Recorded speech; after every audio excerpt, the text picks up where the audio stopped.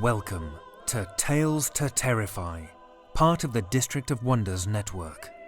Featuring Starship Sofa and far-fetched fables, everyone has a story in the District of Wonders. Come and find yours.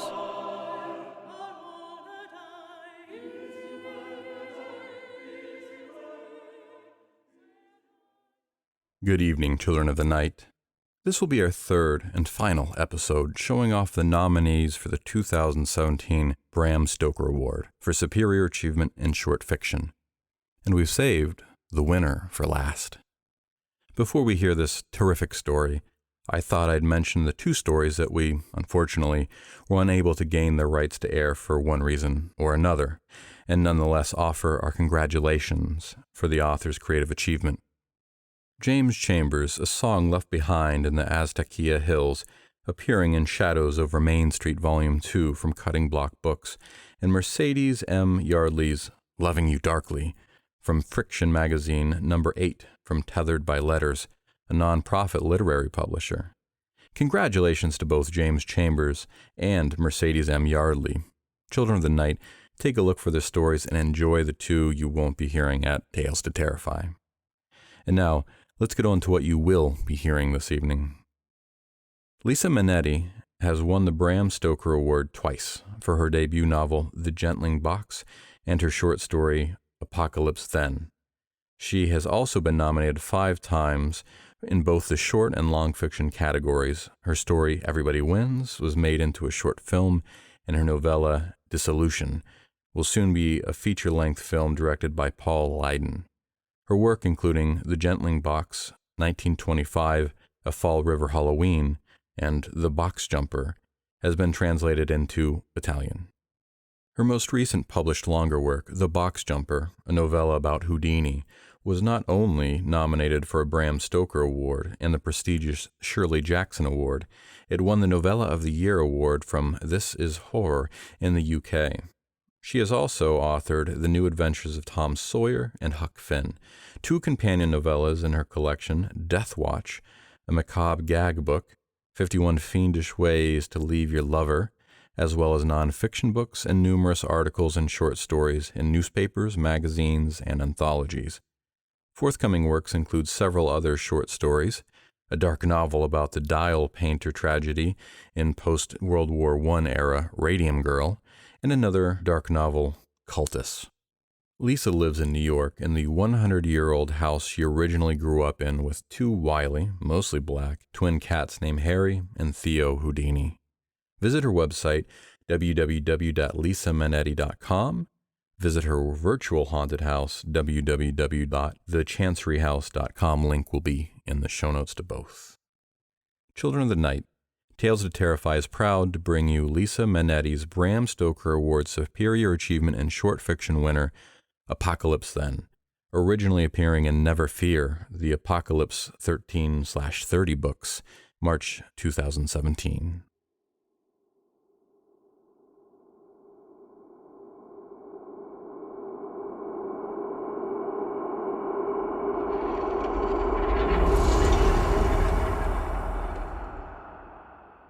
Mount Denali, June 23, 2020.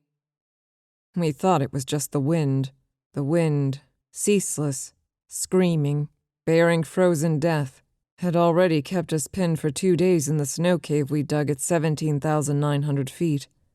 A storm no one predicted had suddenly raged out of nowhere and caught us out after we summited.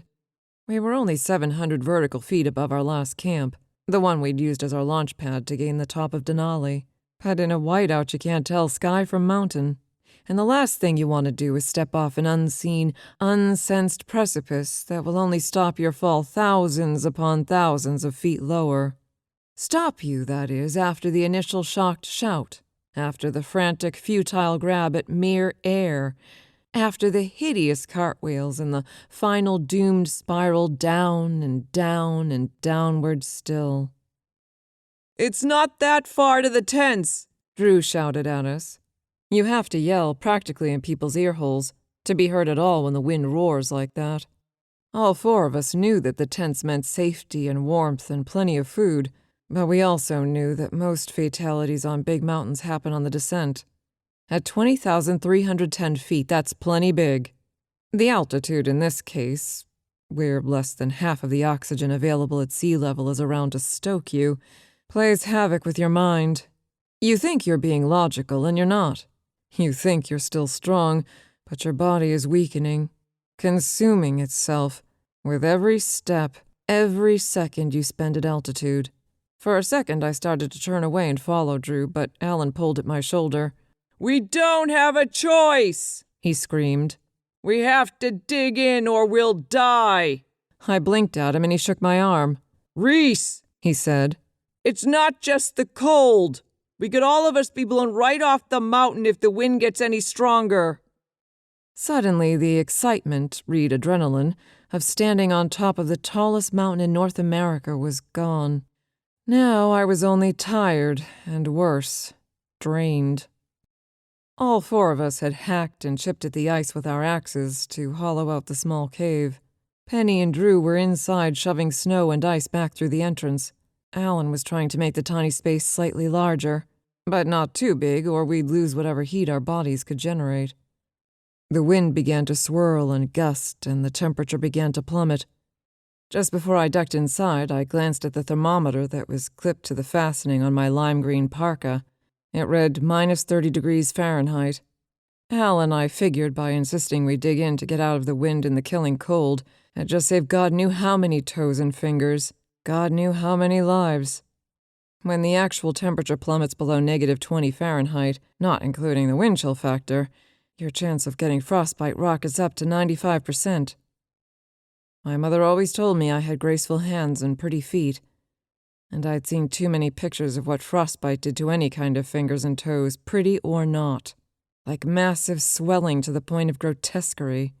Imagine a hugely bloated sausage that's a finger ballooned up around a tiny, thin, nearly hidden wedding ring. Yes, plenty of images, photos of hands and feet, marble white and dead black, pics of the gangrene setting in, of the stumps after amputations of dead digits, and sometimes not just digits, but calves and forearms and noses and ears. I had a dread approaching phobia when it came to frostbite. The worst, I thought, would be the hope you might retain those taken-for-granted appendages, that blood flow would return to the deadened flesh, that nerves would be regenerated, that what had been burned by cold could be saved. You'd wait and hope when doctors shrugged a noncommittal maybe, convincing yourself it would be all right up to the moment they told you that the formerly known and loved section of yourself was going to be cut off and thrown away. Permanently. Wake up from the anesthesia and part, or even, God forbid, parts of you are gone for good. And while the optimist in me maintains nothing is impossible, hell, I'd just climbed Denali, a.k.a. McKinley. Another equally strong and loquacious element wondered if I could learn to manipulate toilet paper using a hook, wondered if puppies and kittens and small children would flee the monster sight of steel, where once there'd been a neat, pretty hand. Mount Denali, June 24th, 2020. The start of our third morning in the small hollowed-out cave. The air, except when we unblocked the entrance, partially to start up one of the stoves, was beginning to grow fetid from our mingled breath, from our unwashed bodies. It takes a few weeks, and there are no showers, to climb the 15 miles of mountain.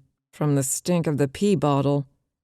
We had our packs with sleeping bags and a little food, snow and ice to melt for drinking water, but we all knew unless we could descend soon, we were doomed. Someone, I forgot who, said we ought to make a dash for the camp. But the wind alone Alan put in was strong enough to blow any of us right off the mountain, and the roaring gale-force wind still had not stopped. Storms do blow in and out with great rapidity on the roof of North America, but they did sometimes last more than a week, and sometimes up to 2 weeks. Drew argued it was something other, something more. "Just listen!" Alan snapped. "It's the wind. It's not a helicopter or a plane. You're just making Penny and Reese more nervous, getting their hopes for rescue up, so shut up."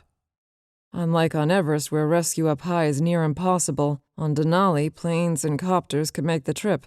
Of course not if there were high winds and blizzard conditions. Also, unlike Everest, they tried to remove as many bodies as was feasible. Some felled climbers were right on the standard routes up and down Everest, and would-be summiteers not only saw them, but walked right past, and sometimes stepped over the doomed and stricken.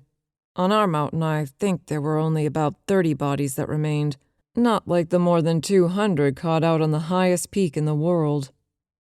After the small silence that crept in after Alan raised his voice at Drew, Penny tried to perk up our spirits. "But wow, hey, wasn't it something to be standing on the top? You can see 1,000,000 pictures, but to be there, so incredible," she said. There was another large boom, and Drew said, "Didn't you hear that?" "I heard it," Penny said. He was my boyfriend, but lately Penny seemed more in sync with Drew than I was. "Ah, come on, it's probably just thunder or sonic boom from a jet," Alan put in. "Whose turn is it to fire up the stove and cook?" You couldn't sit upright completely. The icy ceiling was too low, but I hunched forward and said, "I don't know whose turn it is, but I'll do it. My fingers feel a little numb." "Okay, thanks, but like I keep telling you, Reese, wiggle your fingers and toes inside the bag. You have to keep the circulation going, keep your body temp up." Alan lay back on his side, the top of his shoulder and bicep nearly scraping the ice above. We were like sardines in there, I thought, and at the other end, the rough, triangle-shaped cave narrowed so that someone's feet inside their sleeping bag were always on top of mine. I wondered if that would help or hurt them. Inside my down booties they felt cold, but not numb. Not yet. So while I waited for the snow and ice to melt, only to tep it because I didn't want to waste fuel to heat it to boiling, which takes forever at altitude anyway, I thought about what Alan said, about what I knew about keeping your core temperature up to prevent hypothermia. Your body has this nifty automatic, unconscious trick to preserve what's needed for survival. It's called vasoconstriction, and the body knows that for the organism, i.e. you, to function, it needs the heart, lungs, and brain to have plenty of warm blood and oxygen. So it has no compunction about sacrificing what is non-essential to live. That translates to the items I was petrified of losing: ears, nose, fingers, toes. Your body sends a hey-ho, here we go signal, and pfft. Blood begins to retreat from those areas because it has been determined the brain, the heart, and the lungs must be saved. The problem for those caught out in the open is that with the creeping chill, muscles no longer function. After a while, your hands and your feet just won't work. You can't move to save yourself. Some engineering god apparently forgot that part of the equation. Even if you want to move, you can't. And moving is one of the few ways to keep your body temperature high enough to stop it from shutting down. You also have to eat, and more importantly, drink too. So I was melting snow, and Alan and Drew were keeping a sharp eye on how much fuel we still had and how much food was left in the packs. Fussing with the small stove and moving my fingers, I reasoned, might see me out of the snow cave, all digits still intact. When you climb Denali, unlike, say, Everest, you carry heavy loads and pull even heavier sleds with equipment and food. It's pretty typical to have somewhere around 150 pounds. Only 80 or so on the sled you're dragging. But we'd traveled light on summit day. The bulk of our gear, sleds and supplies and food, were all 700 feet below us in our last camp. In the half-gloom of the cave, Alan wanted us to check through our packs for any food or provisions we might have overlooked. "One at a time.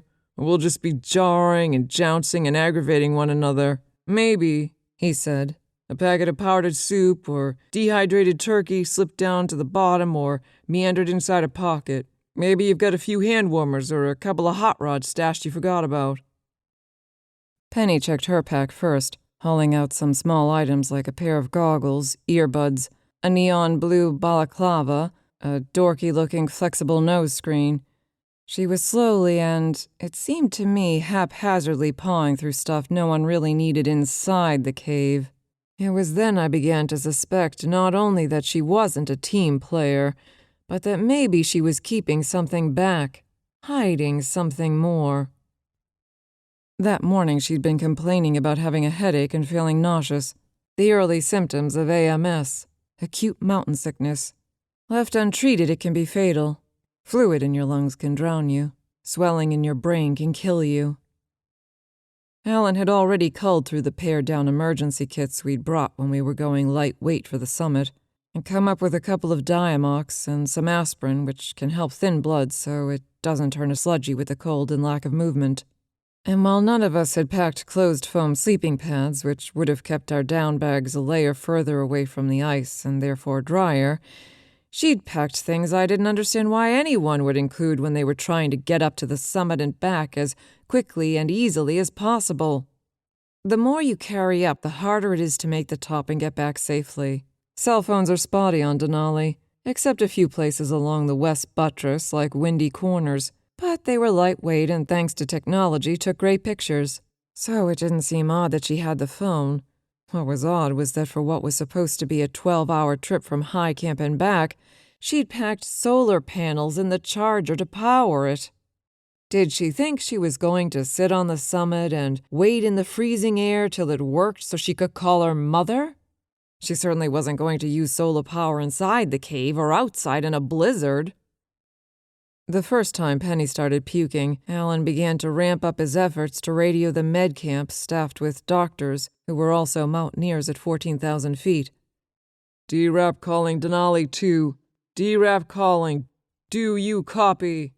Denali 2, this is D-Rap. We're pinned at 17.9. Denali 2, are you there?" D-Rap was an acronym of our initials. Every group that climbs the mountain comes up with their own moniker. He'd been trying all the lower camps the past few days, but no one had answered, and we thought maybe the blizzard and the wind was interfering with the signals. Maybe the storm wasn't as localized as we'd speculated, and people in the lower camps had fled down to the base at Kahiltna Glacier and, for all we knew, scurried right off the mountain. "Med group at Denali 2. We have a sick climber. Do you copy?" Even I could hear the concern that was moving toward panic had crept into his voice. That was just before things got a whole lot worse. Mount Denali, June 25th, 2020. Penny was shivering in her sleeping bag. Alan told her for about the 14th time if she'd stop keeping her face inside, her breath wouldn't condense and therefore actually make the bag wetter, the down clump up and become less effective. "I don't want to lose my nose. Just leave me alone," she said, her face burrowed deep inside. There was another of those huge hollow-sounding booms. The wind still howled, and there were times it not only shook loose particles from the ceiling of our tiny cave, but we could feel it like a series of thumps inside. It had seemed darker inside that morning. I was worried the noise or the wind had set off an avalanche above us. No one said anything, though I told myself it was just anxiety.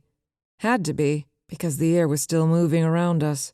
Some of those gusts swirled through the slitted entrance like daggers flicked from a knife-throwing expert's fingertips. Nobody talked much since Alan had begun rationing the food last evening. It was Drew's turn to get the stove going, and we lay in silence listening to its thin hiss. I rolled over, and the first thing I noticed was that even with the stove going, it somehow seemed brighter inside the cave. I felt my heart give a little leap. "Alan, maybe it's over. Maybe it's clearing. It's lighter in here," I said. Drew shrugged. "The stove?" "Brighter than just the stove, I mean," I said. For a second, the brightness seemed to arrow from the recesses of Penny's sleeping bag, and I wondered if somehow she'd accidentally turned on her Petzl, the headlamp she'd carried to the top as if we were summiting Everest instead of Denali, where this time of year there was daylight 24 hours every day. But this light had color to it, and the Petzls were sun-white. Despite the altitude, my anoxically fogged brain synapsed a few equations and came up with a connect-the-dots moment. "Penny, are you using your phone?" Alan had been very specific about saving juice that we might need to get out, to get rescued. "Facebook," she muttered. "Oh, Christ, give me that goddamn thing," Alan said. "Just a little. I was bored. Scared. I thought I might find something about us. I mean, for us. Half the time you can't get anything at all." A transparent lie as far as I was concerned. She was out of it, but she was probably on there anyway. As often as she could pick up a signal, counting how many thumbs-ups and smileys she'd gotten for summiting Denali. "Hand it over, Penny." He was about to shut it down when something caught his eye. "What the hell is this?" Alan said. What the fuck? Yellowstone blue? Now we take turns using our cell phones very briefly. Earbuds plugged in because you can't hear the news in the roar of the wind. There are a lot of facts to absorb, and in hushed, desultory voices we share what we learn. I heard that after Tambora exploded way back in 1815, they called the next year, 1816, the year without a summer. In New York there was snow in June, frost in August. People starved in Europe because with the temperature dropping, crops failed worldwide, I said. Hell of a way to end global warming, Drew said. It's not funny, Alan put in. Yellowstone, they estimate, is 50 to 100 times worse. In the light of the softly hissing stove, his lips looked blue. The eruption spewed smoke and ash 80,000 feet into the atmosphere. When Krakatoa erupted in 1883, you could have covered Manhattan 200 feet deep with the material it blasted out. Can it, will you, Reese? That's the past. More than 100 years ago, for Christ's sake, Drew said. The past is the predictor of the future, especially when it comes to volcanoes, pal. Listen, from the last time Yellowstone spewed, like 70,000 years ago, they found 8 feet of ash they dug down to in Rapid City, which is 400 miles away. Don't you get it? The breadbasket is gone. Gone. The ash in the air moves around the earth. Hell, planes can't fly because they get that shit in the engines. It turns into ceramic. It's all gone. I don't accept that, Drew said. I shrugged. Those huge booms we heard, those are nothing new either. The initial eruption from Krakatoa was heard more than 3,000 miles away. I mean, it's out in the middle of Indonesia, and 1/12 of the earth heard it. The shockwave alone traveled around the globe 7 times. 7! Not helicopters, Drew. Not thunder. Not avalanches, Alan said, dipping a finger into the pot of melting snow to see if he could turn off the gas. Shockwave. It can affect everywhere, Penny said. The pyroclastic flows instantly incinerate everything within hundreds of miles. Further away, buildings actually collapse from the weight of the ash. Nothing can grow. Animals, people die from breathing that shit into their lungs. Even if it's not superheated, it's going to be twilight for 5 or 6 years, I said. People in bunkers, Penny began. You're in a bunker, Penny. How's that working for you so far? Alan said. Mount Denali, June 29th, 2020. In 1884, the year after Krakatoa, an artist named, don't you love the coincidence, William Ashcroft sketched some 530 drawings of the blood-red skies over London. Not unlike, I gather, those spectacular crimson displays when the good old USA played Let's Test Another Nuclear Weapon in the Deserts out west back in the 50s. We've been here 8 days, and I think the food we have left is down to 2 Snickers bars, a granola bar, 1 package of dehydrated beef stroganoff, and 3 packets of tri-berry goo, the 100-calorie high-energy gel. Not that we're going anywhere. Of course, we're out of fuel, so Alan has been parceling out pinches of the beef stroganoff. Au naturel. Without being able to melt ice and snow, you can't reconstitute it. It tastes like very old kitty crunches that have been nearly pulverized. Drink water now is strictly limited to holding some snow inside your mouth. It helps lower your core temperature more quickly. 2 days ago, Drew was all for scarfing down the last of the food and making a run for the tents. He argued it was better to take in the energy and nutrients and try. But the minute he went outside and saw how dark it was, how Alaska's midnight sun had gone poof. Midsummer, he realized the past, and specifically Keats, might have some relevance after all. Darkling, I listen, and for many a time I have been half in love with easeful death. There's no pretending death isn't coming, or that it won't be welcome. No matter how easy or how easeful freezing is, we know it's death. One goes to sleep. One's core temperature dips too low to sustain the core, brain, lungs, heart. And then you drift toward a sleep that's ageless and forever, and then soon after, one's heart stops beating.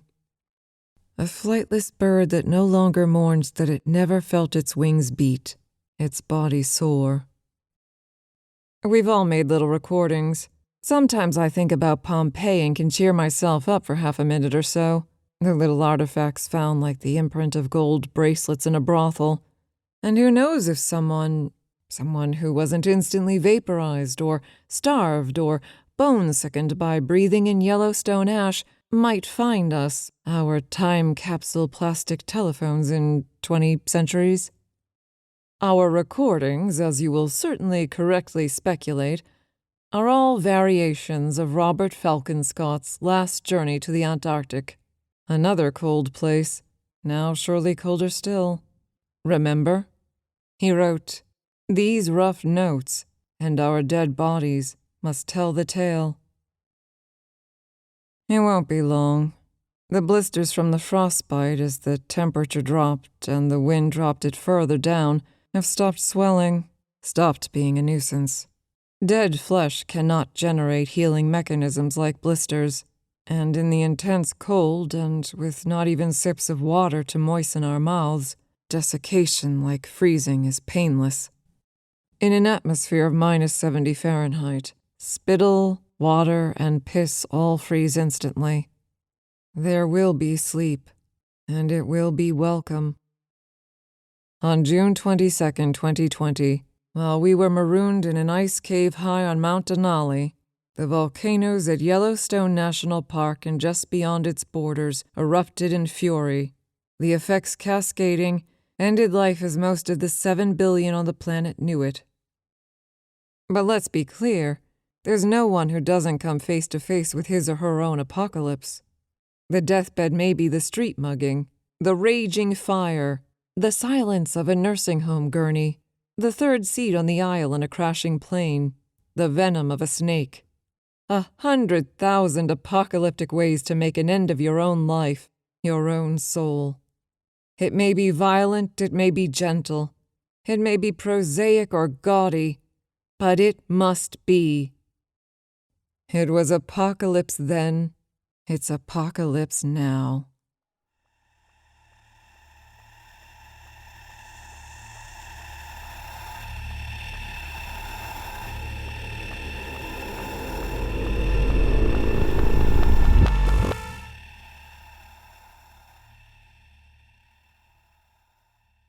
That was Lisa Manetti's Apocalypse Then, as read by Nikolle Doolin. Nikolle is a writer and voice actor. She performs for a number of popular and award-winning podcasts, such as the No Sleep Podcast, Far-Fetched Fables, and Tales to Terrify. To learn more about Nikolle, visit her website at NikolleDoolin.com. Thank you, Nikolle. That'll be our show for the evening, Children of the Night. Visit our Patreon page in the links below, and don't forget to like us on Apple Podcasts. Our show is produced by our editors Scott Silk, Seth Williams, and Drew Sebastini. Website designed by Josh Lightsey and theme music by Diane Severson. Tales to Terrify is distributed under Creative Commons Attribution, Non-Commercial, No Derivatives 4.0 license. Join us again next week for another episode of Tales to Terrify. This presentation has been brought to you by the District of Wonders Network, dedicated to podcasting the finest genre fiction. You can learn more about the District of Wonders and their many literary productions at their website, www.districtofwonders.com. Thank you for listening.